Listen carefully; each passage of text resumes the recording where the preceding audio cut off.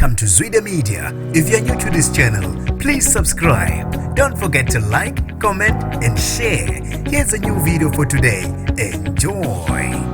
Ushone ngesikhulu isihluku umshayeli wetekisi eSoweto odutshulwe ngenqwaba yezinhlamvu namhlanje ekseni. Ngibingelele ngiphinde ngilamukele kuphina kuphi lanibona khona le video. Mangoqala usijoyinele lekhasi wamwelekile igama lami ngosibonga konke wakandwanda Mothanda ungangibiza intatheli kaYouTube. Ngicela usilandele ku-Instagram @zwide_media. Namanje zisashaqekile zakhamuzi zase-Orlando Soweto ngesikhathi zivuswa ukuduma kwezulu zezandla. Namhlanje ekseni kuhlaselwa umshayeli wetekisi emgwaqeni uCaroline ngaphakathi kwe-Orlando East neNojesik.